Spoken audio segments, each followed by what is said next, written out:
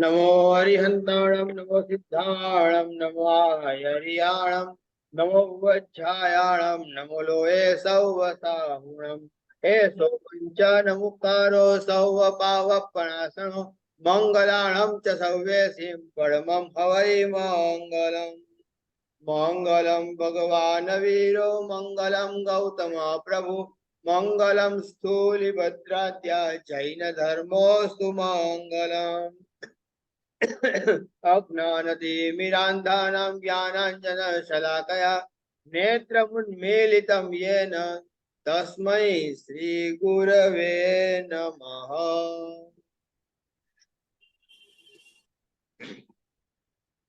सूत्रार्थ global class आज मेरे ख्याल से 81वां क्लास है ये। हाँ, 81वां क्लास है और सूत्र नंबर 9 है। लोगस सूत्र हम सीख रहे हैं। लोगस सूत्र में लोगस उज्जो अगरे हो गया, धम्मादित्य यरे भी हो गया। अब आया है जिणे शब्द। ये सब अरिहंत परमात्मा के विशेषण है। अरिहंत परमात्मा के विशेषण है। तो अरिहंत परमात्मा कैसे हैं? तो लोक में लोक को उद्योत करने वाले, लोक को प्रकाशित करने वाले और धर्म तीर्थ की स्थापना करने वाले ऐसे अरिहंत परमात्मा हैं। अब यहाँ शब्द आया है जी है। जी का यहाँ पर अर्थ होता है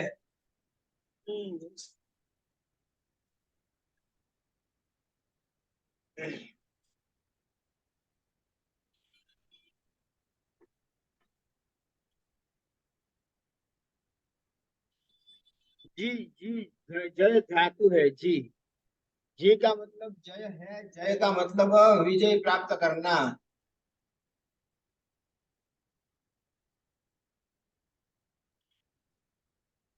अथवा तो जीतना। जीतना मतलब किसी को हराना। जी जय जीतना ये शब्द है। जीतना तो किसको जीतना? आज दिन तक हमने भी कितनी बार जीता है। हमने मन को भी जीता होगा, हमने वचन को भी जीता होगा, हमने काया को भी जीता होगा। और किसी शत्रु के साथ में शत्रुता हुई तो उसके साथ भी जीता होगा, उसको भी जीता होगा, मतलब उसको हराया होगा। तो ये इस प्रकार की जो बात है, जीतने की जो बात है, जीतना मतलब किसको जीतना? दो प्रकार के शत्रु है इस दुनिया में। दो प्रकार के शत्रु में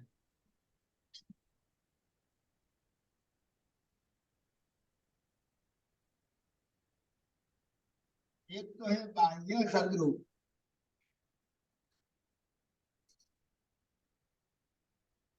और दूसरा यहाँ पर है आभ्यंतर शत्रु।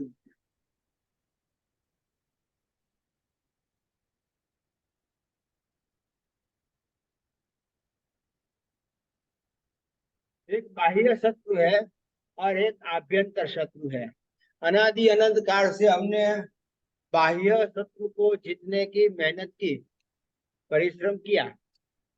बाहर के दुनिया में दूसरे लोगों को हमने हमारे शत्रु माने और शत्रु मान करके उसके ऊपर चढ़ाई करने की कोशिश की, लड़ाई करने की कोशिश की, उसको हराने का प्रयत्न किया, पुरुषार्थ किया। आज दिन तक हम वही करते आए हैं। और इसी प्रकार से ऐसा करते करते करते करते हमने अभी तक आभ्यंतर शत्रु को पहचाना ही नहीं है। आभ्यंतर शत्रु कैसा है, किस प्रकार का है, किस कैसा है, उसको पहचाना ही नहीं है। पहचानने की कोई हमने मेहनत नहीं की है, कोई पुरुषार्थ भी नहीं किया है। परंतु आभ्यंतर की बजाय हमने बाह्य के ऊपर हमने ज्यादा कंसंट्रेशन किया है। एक बार की बात है, एक साधु महाराज ध्यान साधना में खड़े हैं और राजा की सवारी वहां से निकल रही है। सिकंदर था बड़ा, हाथ जोड़ने के लिए आगे आगे आगे आगे चलने वाले जितने भी उनके सांझिए थे, उनके मतलब प्रशंसक थे, वो आगे चल रहे थे। अरे इतने बड़े सिकंदर आए, महाराज आओ रास्ते के ऊपर आकर के नमस्कार करो, करो नमस्कार। इतने लोग नमस्कार कर रहे हैं, पूरा देश नमस्कार कर रहा है, पूरे देश की पूरी पूरी प्रजा नमस्कार कर रही है, आइए बाहर करो नमस्कार। अब विचार में पड़ गए, साधु संत विचार में पड़ गए, क्या करें, नमस्कार करना कि नहीं करना। बड़ा सिकंदर है, बड़ा बादशाह है, ना नहीं है। आखिर ज्यादा टसल न हो, ज्यादा कोई झगड़ा न हो, इस कारण से भी बड़ा मन करके रास्ते के ऊपर आ तो गए। सिकंदर की सवारी आई, हाथी के ऊपर बैठा हुआ सिकंदर। देखा भी सही, सिकंदर को देखा, सिकंदर को देख करके हाथ नहीं जोड़े, मुजरा नहीं किया, नमस्कार नहीं किया। तो आजू बाजू वाले सब आए, महाराज आपको कोई शर्म है कि नहीं है, इतने बड़े सिकंदर हाथी के ऊपर बैठ करके आए हैं, आप इनको नमस्कार नहीं करते हो, करो नमस्कार इनको। अरे भाई क्यों नमस्कार करूं, उनको नमस्कार करने से मुझे क्या फायदा होने वाला है। अरे क्या वो राजी हो जाएगा तो आपको सब कुछ दे देगा। अब सब कुछ मतलब क्या देगा, राजा राजी हो भी जाएगा तो कितना देगा, आधा राज्य दे देगा, बरोबर है ना। ज्यादा से ज्यादा कि आधा राज्य दे देगा, अरे पूरा भी राज्य दे देगा, फिर भी मैं सुखी बन जाऊंगा क्या, पूर्ण रूप से सुखी बन जाऊंगा, वापस मुझे दुख उदय में नहीं आएगा। राजा दे देगा, पर क्या देने वाला है, कितना देने वाला है, कैसा देने वाला है, कुछ भी नहीं चाहिए मुझे। आखिर सिकंदर नीचे उतरा। सिकंदर ने पूछा, महाराज क्या कर रहे हो, मैं इतना बड़ा राजा हूँ, इतना बड़ा देश चला रहा हूँ, इतने लोगों के ऊपर मैं राज कर रहा हूँ, आप मेरे को झुकते नहीं हो, आप नमस्कार नहीं करते हो। अरे राजन, जो खुद से हारा हुआ है, क्या बोले, जो खुद से हारा हुआ है उसको जीता हुआ मान करके मैं नमस्कार कैसे करूं। अरे महाराज क्या बात करते हो, मैंने उस देश को जीत लिया, उस देश को जीत लिया, ऐसे जीत लिया, उसको जीत लिया, इतने बड़े बड़े राज्य को मैंने जीत लिया है, सबके ऊपर विजय प्राप्त करके मैं आता आ रहा हूँ। साधु महाराज ने कहा, आपने अभी बाह्य शत्रुओं को मारा है, आपके आभ्यंतर शत्रु तो ऐसे के ऐसे ही है। आपको क्रोध करना पड़ता है, आपको मान अभिमान करना पड़ता है, आपको लोभ करना पड़ता है, आपको माया कपट करनी पड़ती है, आपको तलवार निकाल करके किसी को मारना पड़ता है, किसी के सामने लड़ने जाना पड़ता है, घोड़ेसवारी करके भी आपको दौड़ना पड़ता है। ये सब क्या है, सब बाह्य शत्रुओं को जीतने के लिए आप सब कुछ करते हो। अपने आप को पहचाना क्या कभी, अपने आप को पहचाना, ये बाह्य शत्रु को मार करके भी आप विजय प्राप्त कर लिया आपने, ठीक है। दो टुकड़ा आपको जमीन का मिल जाएगा, चार टुकड़ा आपको जमीन का मिल जाएगा, सब कुछ हो जाएगा, ना नहीं है। आखिर समझ में आई बात, और समझ में आई तब लगा कि नहीं बात तो आपकी सही है, मैं भी आज क्रोध से तो परेशान हूँ। मुझे जब क्रोध आता है ना, तब मैं किसी का नहीं सुनता। अरे भाई, क्रोध से हारा हुआ जीता हुआ कैसे कहा जाएगा, अपने ही स्वभाव से हारा हुआ जीता हुआ कैसे कहा जाएगा। बाह्य शत्रु को जितना आसान है, बहुत आसान है, परंतु आभ्यंतर शत्रुओं को जीतना बहुत बड़ा कठिन कार्य है। पर पहले तो पहचानना तो पड़ेगा। आज दिन तक स्वभाव बोलते हैं हम लोग भी, सब लोग जो है ये शब्द का उपयोग करते हैं, स्वभाव का उपयोग करते हैं, उसमें भी किसी का स्वभाव कैसा है, क्रोधी स्वभाव है, कोई कहते हैं कि बहुत बहुत अहंकार वाला स्वभाव है, ध्यान रखना उससे, संभल के रहना, कहीं इसका अपमान हो जाएगा तो आकाश पाताल एक कर देंगे। अरे भाई क्या बात किया है, क्यों ऐसा होता है? स्वभाव क्रोध ये अपना स्वभाव है क्या? क्रोध को स्वभाव मानना क्या है? स्वभाव का मतलब क्या हुआ?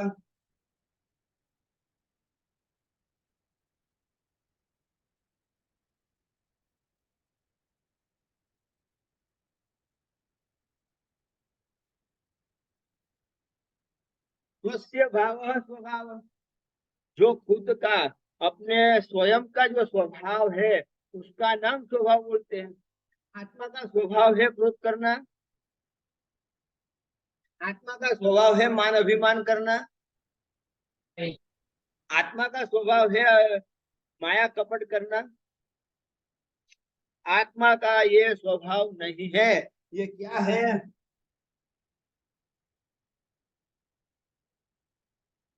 इसको हम विभाव कहेंगे।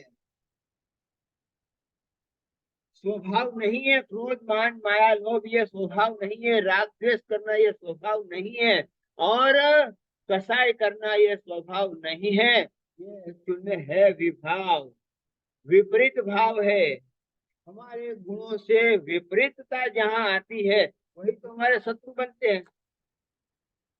बाह्य शत्रु के साथ में शत्रुता रख करके आपकी जितनी भी दुर्गति नहीं होगी, उससे ज्यादा शत्रुता आप जो है क्रोध के साथ, क्रोध के साथ में दोस्ती करोगे, मान के साथ में दोस्ती करोगे, माया के साथ में दोस्ती करोगे, राग द्वेष के साथ में दोस्ती करोगे। 18 पापस्थानक का जो लिस्ट बना हुआ है उसमें से किसी के साथ भी आप दोस्ती करोगे, उनके साथ में आपकी दोस्ती मतलब समझ लो आत्मा का अधःपतन। पाप की प्रवृत्ति करते रहोगे और क्रोधादि स्वभाव नहीं है, उसको स्वभाव मान करके भी आप स्वभाव स्वभाव में, मैं मेरे स्वभाव में नित्य रहूंगा, मैं दो आंखें निकाल करके बोलता हूँ तो मेरा सब सुनते हैं। अरे भाई आपका सुन लेंगे, आज सुन लेंगे, आपके स्वभाव उसके कारण सुन लेंगे, परंतु कल क्या होगा? जब आपकी दुर्गति होगी, जब आप दुर्गति में जाओगे तब कौन बचाने आएगा? कोई बचाने नहीं आ सकता है। इसलिए यहाँ पर कहते हैं बाह्य शत्रुओं को पहले पहचानना आवश्यक है। भगवान महावीर ने यही काम किया है, दरेक तीर्थंकर प्रभु ने यही काम किया। पहले लोकस्थ उज्ज्वल करे, लोक को देखा, जड़ को देखा, चेतन को देखा, सबको देख करके सबके सबको प्रकाश में ला करके हमारे तक प्रकाशित किया। हाँ ऐसा ऐसा जड़ का स्वभाव है, क्रोध आदि स्वभाव आत्मा का नहीं है। ये स्वभाव किसका है? कर्म का स्वभाव है। ये कर्म के कारण क्रोध आता है, कर्म के कारण मान अभिमान आता है। कर्म ही नहीं होता तो, परंतु किसने देखा? तीर्थंकर प्रभु ने देखा और देख करके वैसे धर्म की स्थापना की, वैसे तीर्थ की स्थापना की, और वैसे तीर्थ की स्थापना करने वाले को ही हम क्या कहेंगे? जीन। देखो बराबर सीक्वेंस में बिठाना, सीक्वेंस बिठाने की कोशिश करना। जो यदि केवल ज्ञान नहीं प्राप्त किया होता तो लोग को उद्योत नहीं कर सकते थे, लोग को प्रकाशित नहीं कर सकते थे। इसलिए लोग को उद्योत करने के लिए, लोग को प्रकाशित करने के लिए, लोग को दूसरों को जानकारी में लाने के लिए पहले केवल ज्ञान प्राप्त करना। उसके बाद में आया क्या? धर्म। अब धर्म करना है, धर्म कौन सा करना, कैसा धर्म करना? बाह्य शत्रुओं को छोड़ करके आभ्यंतर शत्रु के साथ में लड़ाई करना, उसका नाम धर्म। बाह्य शत्रुओं के साथ की दुश्मनावट को छोड़ करके, बाह्य शत्रुओं को निग्लेक्ट करके आभ्यंतर शत्रुओं के साथ में जो लड़ाई करता है, जो पुरुषार्थ करता है, जो परिश्रम करता है, उसी का नाम धर्म कर दो। तो ऐसा धर्म कौन स्थापन कर सकता है? जिन्होंने स्वयं ने राग द्वेष को जीता है, जिन्होंने क्रोध मान माया लोभ कसाई को जीता है, जीतने के बाद अनुभव में आया भाई इसमें जैसा मेरा आत्म स्वरूप है वैसा आत्म स्वरूप दुनिया में और कहीं दिखता नहीं है। सच में उपकारी और सच में आपने को सुख प्राप्त करना है तो आभ्यंतर शत्रु को ही जीतना पड़ेगा। कितना भी आप बाह्य शत्रुओं को जीतने का प्रयत्न पुरुषार्थ करोगे, ऊपर से कर्म का बंध होता जाएगा, कर्म का बंध होता जाएगा, आश्रव से बंध और बंध से उदय और उदय से वापस संसार का परिभ्रमण चालू रहेगा। संसार का परिभ्रमण चालू रहेगा, संसार कम नहीं होने वाला है। संसार वर्धक बाह्य शत्रु, बाह्य शत्रु संसार वर्धक है। इसीलिए द्रव्य धर्म और भाव धर्म की जो बात कही थी, तो द्रव्य धर्म को क्या करेगा, बाह्य शत्रु के साथ लड़ाई करेगा। द्रव्य धर्म किसको कहेंगे, जो बाह्य शत्रुओं के साथ लड़ने का सिखाए, या बाह्य शत्रुओं के साथ में लड़ करके भी मैं जीता ऐसा कराए, बाह्य धर्म है, द्रव्य धर्म है। और आभ्यंतर धर्म भाव धर्म वो आपको कसाई तक पहुंचाए, वो आपको कसाई से भी नीचे उतर करके, कसाई से भी नीचे है मतलब डुबकी लगा करके आपको शेख तलिए तक पहुंचाएगा और दिखाएगा भाई क्रोध तेरा स्वभाव नहीं है, समता रखना तेरा स्वभाव है, क्षमा रखना तेरा स्वभाव है, नम्रता रखना तेरा स्वभाव है, निर्लोभिता का तेरा स्वभाव है। ये स्वभाव बाह्य शत्रु का कहीं जो देखने को मिलेगा। यहाँ पर क्या मिलेगा, शत्रुता करके भी आपको क्या मिलेगा, धन संपत्ति मिल जाएगी, ज्यादा से ज्यादा क्या मिलेगा, दो आपको जमीन के टुकड़े मिल जाएंगे। और क्या मिलने वाला है, कुछ भी नहीं मिलने वाला है। यहाँ कसाई की वृद्धि होगी तो कसाई की वृद्धि से आश्रव होगा, आश्रव से वापस उदय होगा, और ऐसे करते करते संसार की वृद्धि होगी। और आभ्यंतर शत्रुओं को पहचान करके उसके साथ में लड़ने की, उसके साथ में धीरे धीरे धीरे धीरे उसको कम करने की भी आप कोशिश करते जाओगे। आप प्रयत्न पुरुषार्थ करो, उसी का नाम धर्म है। देखो धर्म का नाम नहीं लेता हूं मैं, कौन सा धर्म, शैव धर्म, हिंदू धर्म, जैन धर्म, ना, कोई नाम लेने की आवश्यकता ही नहीं है। किसी भी धर्म का कोई नाम लेने की आवश्यकता नहीं है। सीधे सीधी बात है, आभ्यंतर शत्रुओं को जीतने के लिए जो पुरुषार्थ करना पड़े, जितना पुरुषार्थ करना पड़े, जैसा पुरुषार्थ करना पड़े, उसी को धर्म कह दो। सीधी बात हो गई ना, नाम लेने की आवश्यकता ही कहाँ है। अब आपको कौन कौन ऐसा आभ्यंतर शत्रुओं को पहचान करवा करके आभ्यंतर शत्रु के साथ में लड़ाई करने के लिए कौन उपदेश देता है। जहां आपको ऐसा उपदेश मिलता है उस धर्म को पकड़ लो।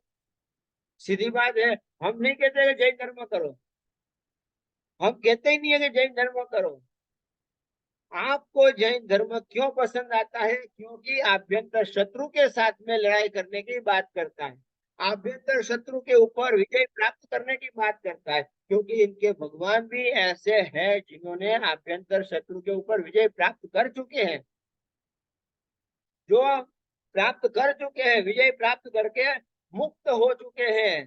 अनादिकाल से बाह्य शत्रु के रूप में क्रोध मान माया लोभ वगैरह के साथ में ऐसी दोस्ती हो गई थी, ऐसी दोस्ती हो गई थी कि इनसे छूट पाएंगे कि नहीं पाएंगे, छूट सकेंगे कि नहीं छूट सकेंगे, इससे हम मुक्त हो सकेंगे कि नहीं हो सकेंगे, ये भी सबसे बड़ा प्रश्न था। पर मिथ्यात्व था तब तक ये प्रश्न था, पर मिथ्यात्व में से बाहर निकल करके जब सम्यक्त्व हुआ तब आभ्यंतर शत्रु की पहचान हो जाएगी। और आभ्यंतर शत्रु की पहचान कराई है, और जिन्होंने कराई है वही केवल ज्ञानी हो सकते हैं। आभ्यंतर शत्रु की पहचान करके आभ्यंतर शत्रु के साथ में लड़ाई करनी है, जितना हमको आभ्यंतर शत्रु के ऊपर जीतना है। इसीलिए अजित नाथ भगवान के स्तवन में कहते हैं, जेने ते जीत्या એનાથી હું જીતાઈ ગયો। जिसको आपने जीता है वही मेरे साथ में लड़ाई करते करते मुझे हरा दिया है। उससे मैं जीता गया हूँ, उससे मैं जीता गया हूँ। और हे प्रभु, आपने जिसको हराया उसने मेरे को हरा दिया। दोनों बात समझने की कोशिश करना। आपने जिसको हराया उसने मेरे ऊपर विजय प्राप्त कर ली, मेरे को हरा दिया। आपकी मैं पूजा करता हूँ, आपकी मैं भक्ति करता हूँ, आपकी मैं उपासना करता हूँ। आपको रोज मैं आपके मंदिर में आकर के रोज मैं आपकी पूजा सेवा भक्ति करता हूँ, उपासना करता हूँ। फिर भी मैं कैसा हूँ? आभ्यंतर शत्रुओं के कारण, आभ्यंतर शत्रुओं के कारण मैं आज भी परेशान हूँ, परवश हूँ। आज भी मैं स्वावलंबी नहीं हूँ, स्ववश नहीं है। मेरा सुख मेरे कारण, मेरा दुख मेरे कारण, ऐसा आज भी मैं नहीं मान रहा हूँ। दुनिया में दूसरों का स्वभाव ही हमको खराब लगता है, स्वयं का स्वभाव हमको कभी खराब लगता ही नहीं है। इसलिए लड़ाई जब होती है वो खराब है, मैं खराब नहीं हूँ, मैं तो सही हूँ, मेरा कहना भी सही है। अरे भाई साहब, ऐसा अभिमान भी रखना उचित नहीं है। क्यों ऐसा अभिमान रखते हो? वो भी सही हो सकते हैं। भगवान महावीर ने अनेकांतवाद की बात कही है। अनेकांतवाद मतलब क्या? अनेक एंगल से एक बात को समझना, अनेक एंगलों से एक बात को समझना। मैं सही हूं तो उनके एंगल से वो भी सही हो सकते हैं। जिद करने जाओगे तो खर अहंकार बीच में आ जाएगा और आपके लड़ाई झगड़े चालू हो जाएंगे। इसलिए अरियन परमात्मा हो, तीर्थंकर परमात्मा है, पहली उनकी जिम्मेदारी है, सबसे पहली जिम्मेदारी भाव धर्म की स्थापना करना, भाव तीर्थ की स्थापना करना, और बाद में आभ्यंतर शत्रुओं को पहचान कराना। क्योंकि आज दिन तक मैं भी परेशान था, आभ्यंतर शत्रु से मैं भी परेशान था। अनादि काल से निगोद से लगा करके आज दिन तक, जब तक मैंने सम्यक दर्शन प्राप्त नहीं किया था तब तक भी मैं दुर्गति में, आभ्यंतर शत्रुओं के कारण ही मेरी दुर्गति हो रही थी। मैं बार बार मैं दुर्गति में जाता था और दुख भोगतता था, और मैंने भी कर्म की थप्पड़े बहुत खाई है। अब मैं भूतकाल को भूल करके वर्तमान में जी करके मेरा भविष्य मैंने सुधार लिया। तो हम क्या करते हैं? हम भूतकाल नहीं भूल सकते हैं, हम वर्तमान को बिगाड़ने की कोशिश करते हैं। तकलीफ इस बात की हो जाती है। ये यहाँ पर जीन शब्द आया है, जीन। जीन का मतलब सीधे सीधा, ये जिन्होंने आभ्यंतर शत्रु के ऊपर विजय प्राप्त कर ली है, आभ्यंतर शत्रु को जीत लिया है, जीत लिया है, उसको हम कहेंगे जीत, जीतने वाले। अब क्या क्या जीता है? कसाई को जितना एक आभ्यंतर शत्रु कसाई भी है, तो इंद्रिय भी शत्रु है कि नहीं हमारी? पांचों इंद्रिय भी हमारी शत्रु है कि नहीं है? नहीं है? क्यों? है है। कैसे है?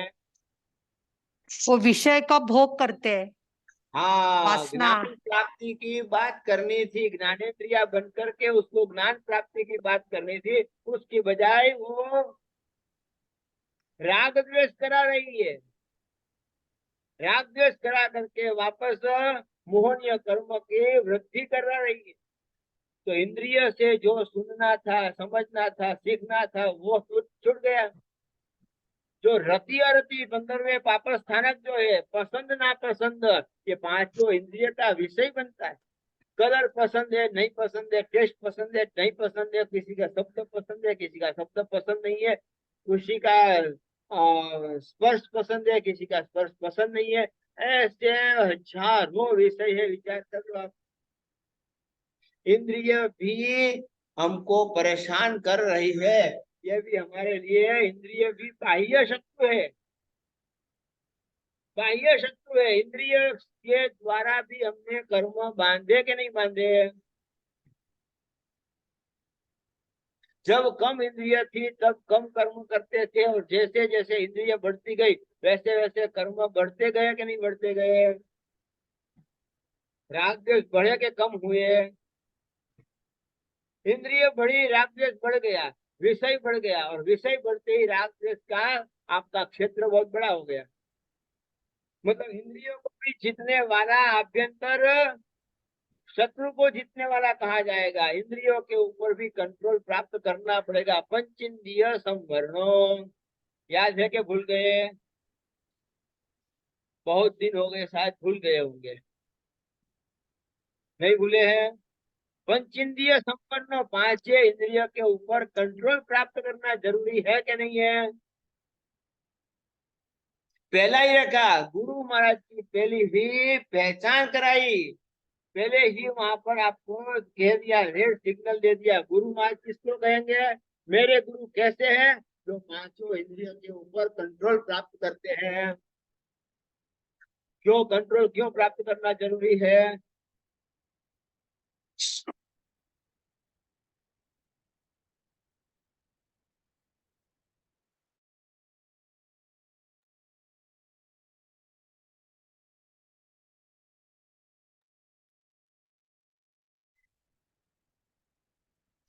अन्य दृष्टि।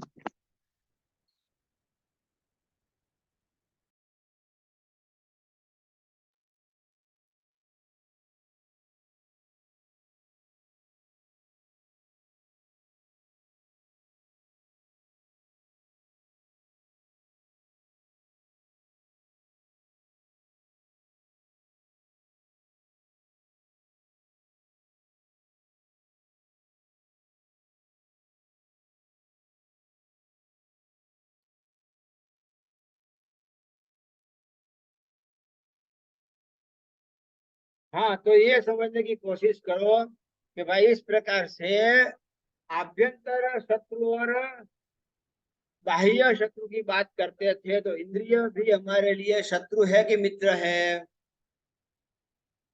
इंद्रियों के कारण भी आज दिन तक हमने कर्म बांधे हैं कि कर्म खपाए हैं। इंद्रियों के विषय को भोग करके भी हमने कर्म बांधे कि नहीं बांधे हैं?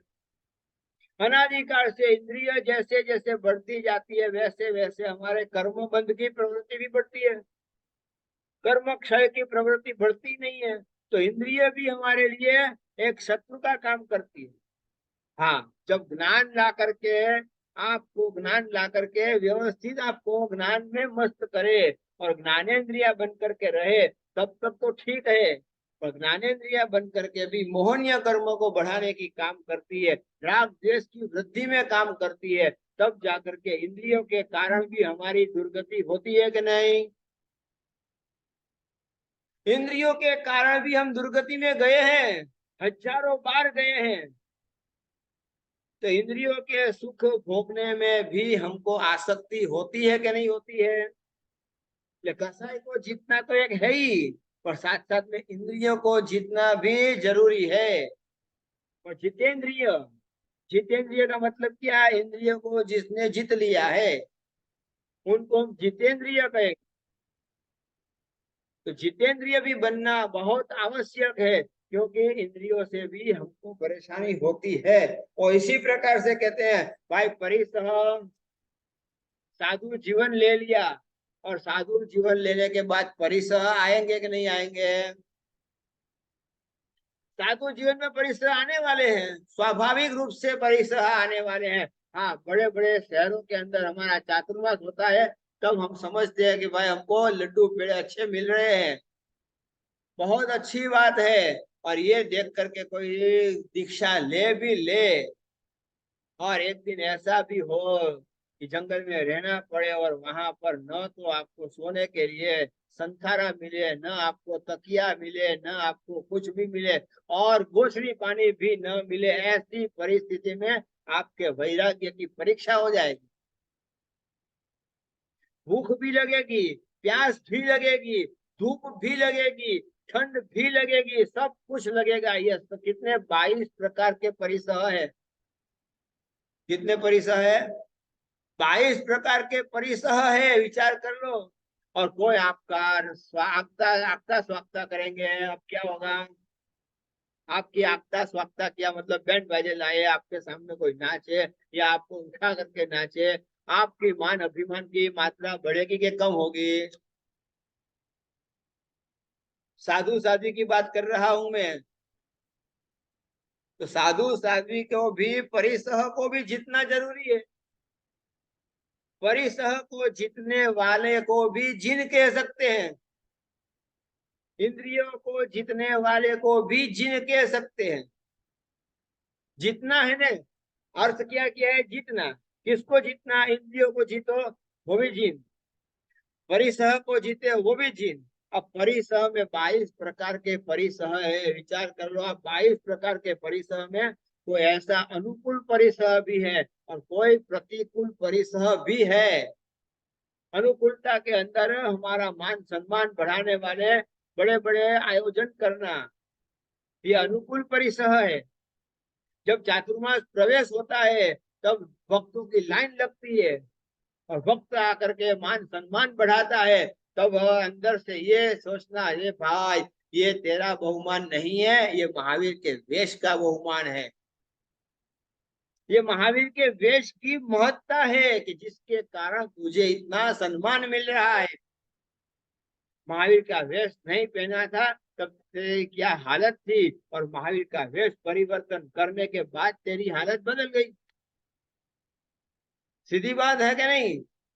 लाखों करोड़ों हो और महावीर का वेश नहीं धारण किया है तो उसकी कोई वैल्यू नहीं है। परंतु गरीब से गरीब आदमी होता हुआ भी इसने यदि महावीर का वेश धारण कर लिया तो करोड़पति हो या अबजपति हो, सब चरणों में झुकेंगे कि नहीं झुकेंगे?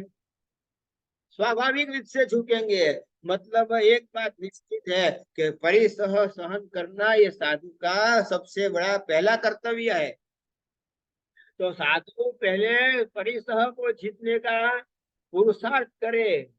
तो पुरुषार्थ करते करते परिसह को जीत करके अनुकूल परिसह को भी जीतना पड़ेगा। अनुकूल परिसह को भी जीतना पड़ेगा। और इस प्रकार से मान अभिमान न बढ़ा करके भाई इस प्रकार से जैन धर्म की महत्ता को समझे, जैन धर्म की अनुमोदना करे, तीर्थंकर परमात्मा का उपकार माने और तीर्थंकर परमात्मा का उपकार मान करके सत सत नमस्कार करे कि भाई ये मेरा कोई लेना देना नहीं है, मुझे कोई पहचानता नहीं है। आज हमको कौन पहचानते हैं? जितने ड्रेस से पहचानते हो उसके सिवाय हमारी पहचान कौन सी है? कोई पहचान नहीं है हमारी। हमको पहचानते हो एक जैन साधु के हिसाब से पहचानते हो, एक जैन साधु के एंगल से हमको पहचानते हो। अब हम कहाँ के हैं, कौन से देश के हैं, किस देश के हैं, गरीब थे के अमीर थे के, हमारे पास में क्या था क्या नहीं था, कुछ भी पहचान है हमारी? हमारे माता पिता का नाम भी नहीं जानते हो, हमारे कुटुंब परिवार को भी नहीं जानते हो, हमारे गांव वगैरह को कुछ भी नहीं जानते हो, फिर भी आज एक जैन साधु के प्रति आपको बहुमान है कि नहीं है? सम्मान है कि नहीं है? क्यों? क्योंकि आभ्यंतर शत्रु में परिसह को भी जीतने का प्रयत्न पुरुषार्थ करते हैं। प्रयत्न पुरुषार्थ करते हैं और इसी कारण से परिसह को जीतना है। और हमको इतना मान सम्मान मिलने के बाद भी हमारा अभिमान न बढ़े, ये सबसे बड़ी बात है। ये अनुकूल उपसर्ग है और प्रतिकूल उपसर्ग के अंदर भूख लगी है, प्यास लगी है और ठंडी लगी है, गर्मी लगी है। आखिर क्या क्या क्या क्या होता है हमारे साथ में विहार करोगे तब पता चलेगा। जब तक साधु साध्वी के साथ में आप विहार नहीं करते हो तब तक यह पता नहीं चलता है कि साधु साध्वी को विहार में क्या तकलीफ पड़ती है, कैसी तकलीफ पड़ती है। तो ये बात है। तो परिसर को भी जितना जरूरी है और साथ साथ में यहाँ कहते हैं कि उपसर्ग को जितना। अब परिसर से एक कदम आगे बढ़ना है कसाई को जितना आसान है, कसाई के बाद में इंद्रिय को जितना भी आसान है, और परिसह को भी जितना आसान है, परंतु अब आया है उपसर्ग। अब भगवान महावीर को भी उपसर्ग आया था, और पार्श्वनाथ भगवान को भी उपसर्ग आया था, और आदिनाथ भगवान को उपसर्ग आया था कि नहीं? आया था। कौन सा उपसर्ग आया था? 6 महीने तक, साल 4 भर महीने, गोचरी। 400 दिन तक, 400 एक दिन। साल तक। 400 दिन तक गोचरी नहीं मिली। गए गोचरी लेने रोज जाते हैं, रोज गोचरी के लिए जाते हैं, परंतु गोचरी मिलती नहीं है। और वही 400 दिन हमारे लिए वर्षी तप का तप बन गया। तो 400 दिन तक गोचरी न मिले, माता जी आप दीक्षा लो और गोचरी न मिले तो एक दिन नहीं मिलेगी चला लेंगे, 2 दिन नहीं मिलेगी चला लेंगे, 10 दिन नहीं मिलेगी तो तपश्चर्या में अभिवृद्धि हो रही है, शांति से वो सिरा में। 10 दिन तक गोचरी नहीं मिली, फिर भी शांति रखना है, समता रखना है, और आगे बढ़ते बढ़ते बढ़ते 1 महीना हो गया, फिर भी आदिनाथ भगवान को 400 दिन, 1 साल के ऊपर का समय बीत गया, फिर भी गोचरी नहीं मिलती। जिन्होंने 1000 राजकुमारों ने एक साथ में दीक्षा ली थी, सब भगवान का साथ छोड़ छोड़ करके भाग गए। हाँ, इनके साथ रहना हमारा काम नहीं है, ये भगवान ही रह सकते हैं, हमारा काम नहीं है। छोड़ के, साथ छोड़ करके भाग गए, विचार कर लो। आखिर तीर्थंकर प्रभु भी समझ रहे हैं कि ये सबसे बड़ा उपसर्ग है, और उपसर्ग का कारण भी मैंने ही गत भव में बांधा हुआ कर्म ही मुझे उदय में आया है। और महावीर को भी सबसे ज्यादा उपसर्ग हुए, कम आयुष्य में उपसर्ग ज्यादा हुए, तो उपसर्ग कोई सामान्य नहीं होते हैं, बहुत बड़े बड़े उपसर्ग होते हैं, मरणांत कष्ट होता है, मरणांत उपसर्ग आते हैं, और ऐसी परिस्थिति में भी शांति से, समता से सहन करना। आप विचार कर लो, गज सुकुमार मुनि को भी उपसर्ग आया कि नहीं आया? खंडक मुनि को उपसर्ग आया कि नहीं आया? सबको उपसर्ग आया, फिर भी समता से सहन करते रहे, और समता से सहन करके मुझे बाह्य शत्रु के साथ लड़ना नहीं है, मुझे आभ्यंतर शत्रु के साथ लड़ करके उसको हराना है। एक ही लक्ष्य लेकर के बैठे हैं कि आभ्यंतर शत्रुओं को हराना है, मेरे आंतरिक शत्रुओं को हराना है। मैं आंतरिक शत्रुओं से परेशान हूँ, मैं आंतरिक शत्रुओं से परवश हूँ, मुझे स्ववश बनना है, स्वावलंबी बनना है, और स्वावलंबी बन करके मुझे स्व सुख की प्राप्ति करनी है। कहां से होगी? तो उपसर्ग सहन करने वाले का भी लक्ष्य आभ्यंतर शत्रु के साथ लड़ाई करने का। और इसी प्रकार से कहने का मतलब इतना ही था कि इस प्रकार से उपसर्ग को भी सहन करना जरूरी है। और आगे जाकर के कहते हैं कितना भी हो जाए, लास्ट में 8 कर्म को जितना भी जरूरी है कि नहीं है? कर्म कितने हैं इस दुनिया में? 8 कर्म है। हाँ, बहुत जरूरी है। सिर्फ 8 ही है। आपके शत्रु कितने हैं? 8 ही शत्रु है, 800 नहीं है। कितना आसान है 8 शत्रु को जीतना? क्या है? मुश्किल है गुरुदेव, हाँ, मुश्किल है अकेले गुरुदेव। अकेले होते हुए भी जिस शत्रु के अंदर कुछ भी शक्ति नहीं है, ऐसे शत्रुओं के सामने अनंत शक्तिशाली ऐसी आत्मा निर्बल बनती है कि नहीं बनती है? कमजोर पड़ती है कि नहीं पड़ती है? शत्रु सिर्फ 8 कर्म ही है। 8 कर्म को हराना कोई बड़ी बात नहीं है, परंतु आज दिन तक कर्म को हराने के बजाय हम कर्म से जीते गए हैं। कर्म ने हमारे ऊपर विजय प्राप्त कर ली है। शत्रु, आभ्यंतर शत्रु ने ही हमारे ऊपर विजय प्राप्त कर ली है। विचार कर लो, जीत इनकी हो रही है और हम हारते जा रहे हैं, हारते जा रहे हैं। और दुर्गति में संसार बढ़ाते जा रहे हैं।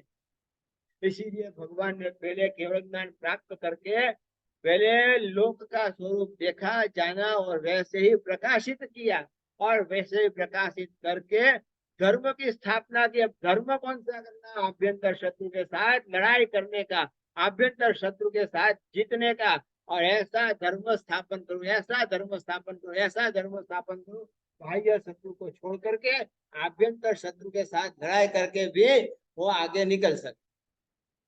साबु किसको कहना? साबु की व्याख्या क्या करेंगे?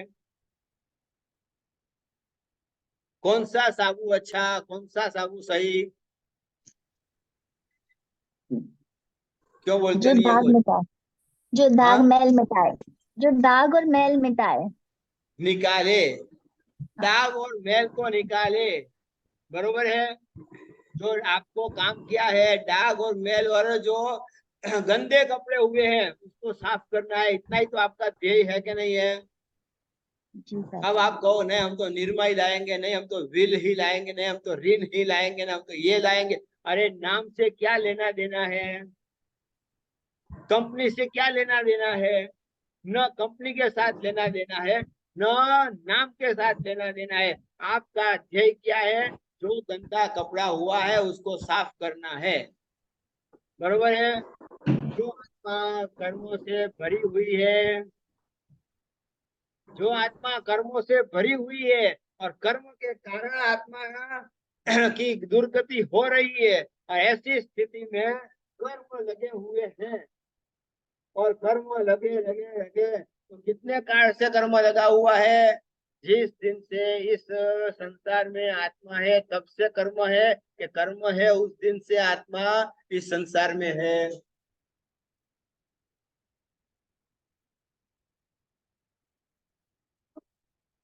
क्यों समझ में नहीं आया प्रश्न? प्रश्न समझ में आया? जिस दिन से आत्मा संसार में है उस दिन से कर्म सहित है, कि जिस दिन से कर्म सहित है उस दिन से संसार में है? कर्म सहित है तो संसार में है, जो संसार में है तब तो कर्म ही है।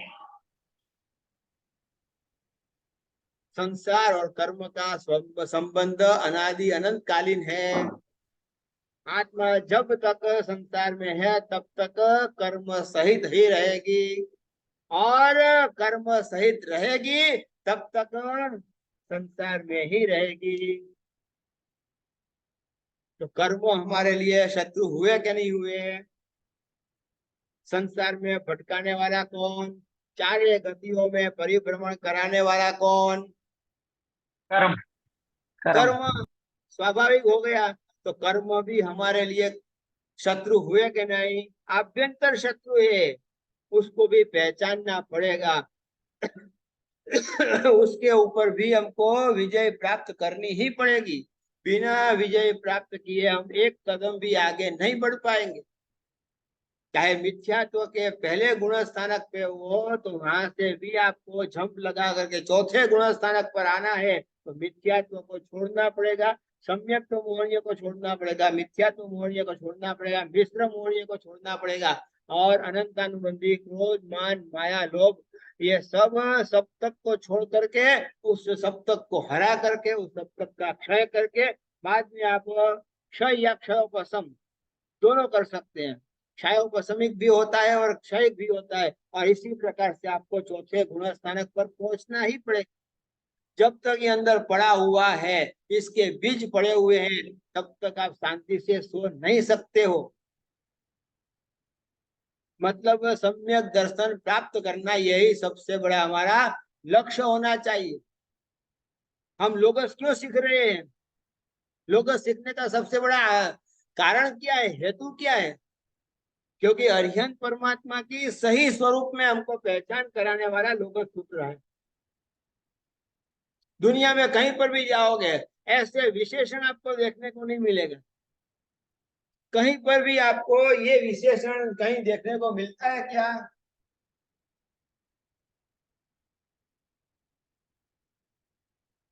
अरिहंत शब्द आपको कहीं देखने को नहीं मिलेगा। ये जिन शब्द आपको कहीं देखने को नहीं मिलेगा। कहाँ देखने को मिलता है? हाँ, लोक को प्रकाश करने वाले मिल जाएंगे, लोक को उद्योग करने वाले मिल जाएंगे, परंतु जिन शब्द नहीं मिलेगा, अरिहंत शब्द नहीं मिलेगा, जिनेश्वर शब्द नहीं मिलेगा। हाँ, ये शब्द आपको बार बार मिलेगा। कहीं पर भी जाओगे ये शब्द आपको सब जगह पर कॉमन मिलेगा, क्योंकि वहां पर सब जगह पर भगवान मानने वाले बहुत हैं, अरिहंत मानने वाले बहुत कम है, और जिन मानने वाले भी बहुत कम है। इसीलिए अरिहंत की पहचान करनी है, तो अरिहंत की पहचान करने के लिए पहले आपको लोगस सूत्र आपको पक्का करना ही पड़ेगा।